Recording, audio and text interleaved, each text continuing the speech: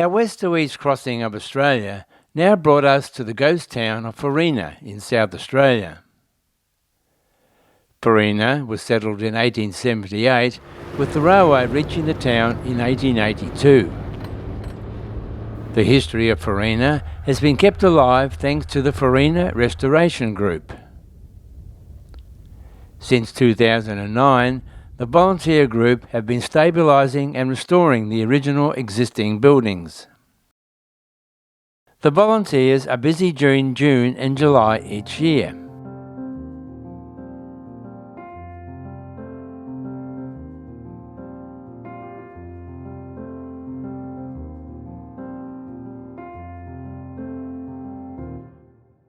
They have restored the original underground bakery to working order.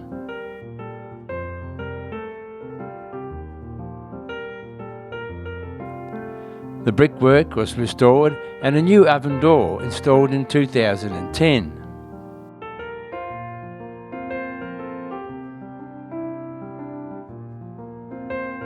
One of the restoration group's aims is to rekindle the Olgan Railway connection with Farina.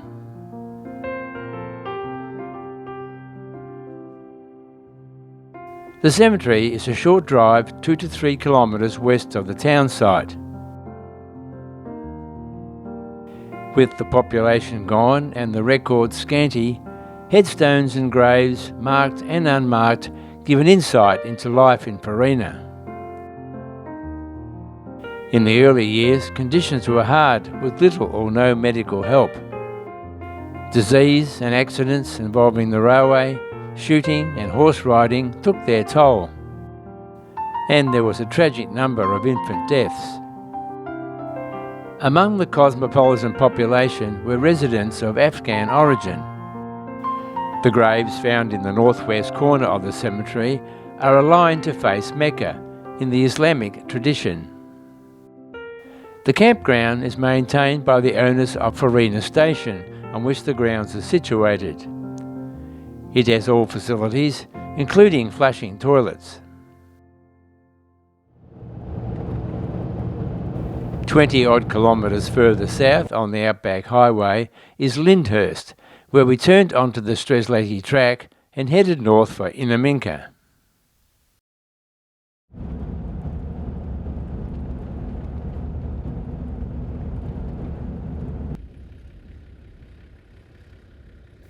On the way we made many stops, as it had been a good season for wildflowers.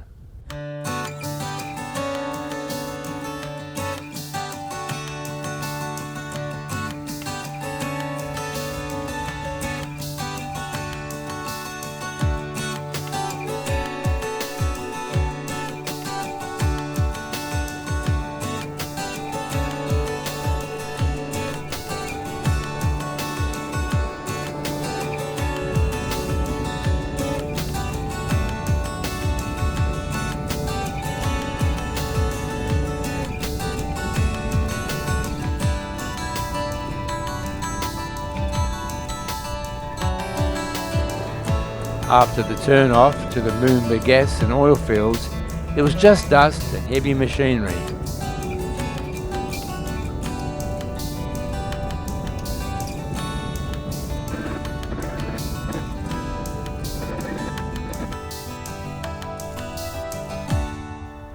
Innamincka is an oasis in South Australia's Channel Country. The town is situated within the Innamincka Regional Reserve and is on the Cooper Creek, a part of the Lake Eyre Basin. It was proclaimed as a town in 1892. Severe drought and poor access eventually resulted in the town being abandoned. The discovery of oil and gas reserves and the increase in four-wheel drive tourists gave the town a second lease of life. It is now the ideal place for fuel, food, supplies, and a shower in the new public ablution block. And it serves as a base for visiting the sites associated with the Burke and Wills expedition. Once we were fed, fueled, and had washed off the dust, we drove out to the site of Burke's grave.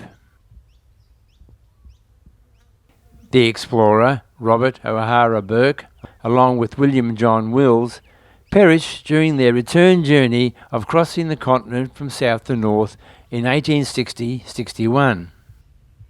Burke was originally buried here beside Cooper Creek, but his remains were later removed to the Melbourne Cemetery.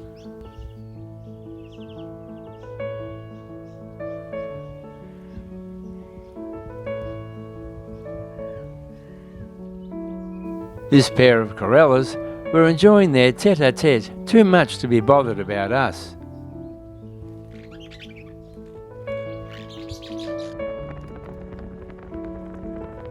From there, we continued over the border into Queensland.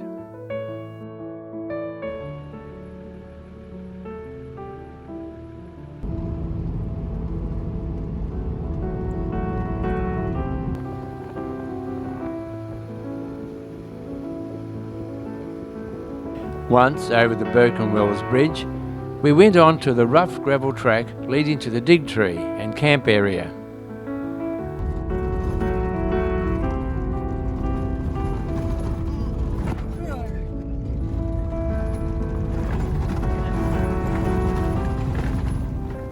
Since we last visited the Dig Tree in 2010, on the 150th anniversary of the expedition, new information signs have been put up. They explain that the tree known as the Dig Tree is not the tree that was marked Dig by William Bray, the leader of the 4 men that remained at the camp. Instead, the real Dig Tree is now known as Bray's Tree.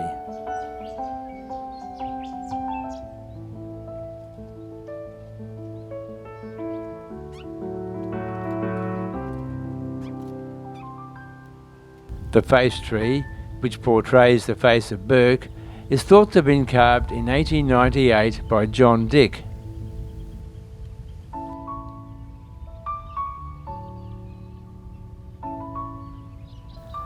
After waiting 4 months for Burke and Wills to return from up north, Bray and his party left Cooper Creek on the morning of the 21st of April 1861.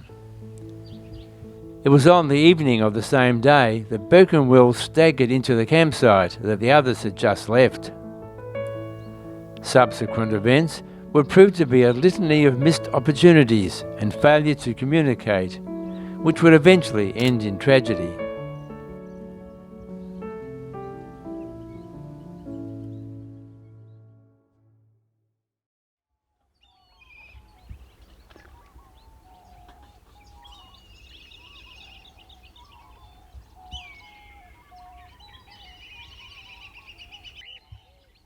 Camping beside Cooper Creek was very pleasant, while the only facilities here are a basic toilet up near the entrance to the reserve.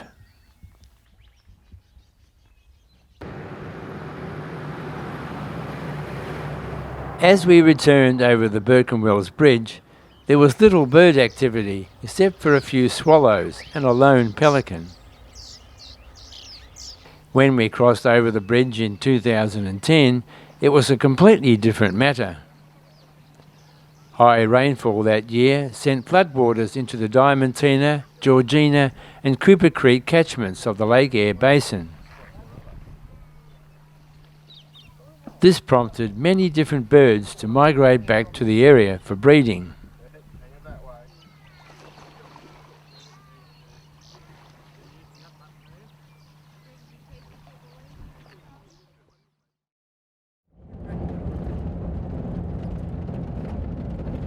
We had a fairly big drive ahead of us as we made for the New South Wales town of Whitecliffs in opal mining country.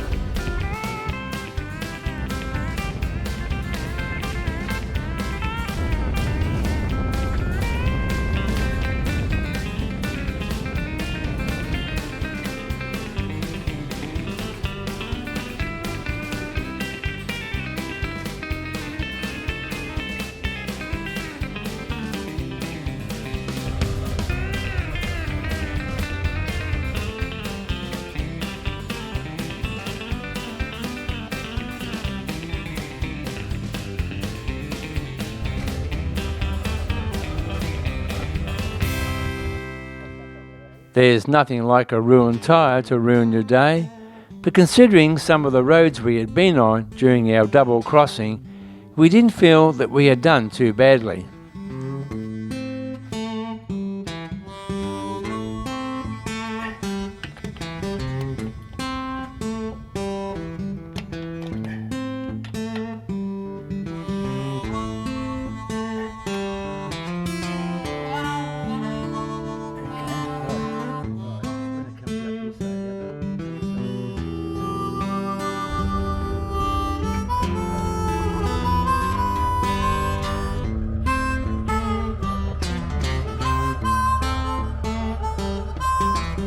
At the border with New South Wales is the Warry Gate, which is part of the dog fence. The dog fence, or dingo fence, was built to keep dingoes out of the southeastern grazing lands to protect sheep flocks.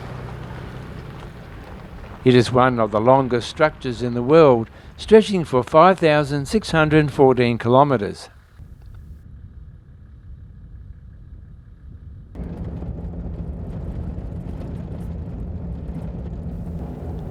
Now on the Silver City Highway, we pass through Tibooburra and Innamincka, eventually reaching Henry Roberts Road that will take us into White Cliffs.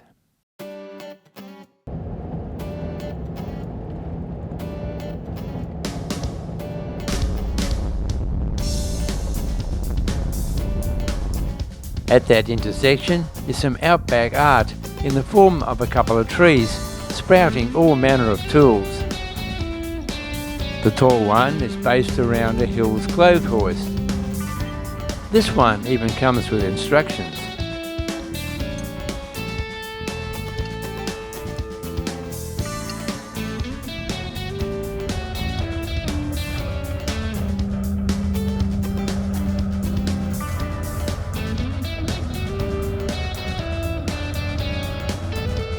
With the setting sun in our rear vision mirrors, we wasted no time covering the last 140 kilometres into White Cliffs, a town with only one purpose in mind: to dig for opals. In our next episode, we travel into opal mining country and discovered what pineapples have to do with White Cliffs. After that, it's on to the rather crazy opal fields of Grawin and Glengarry, not far from Lightning Ridge.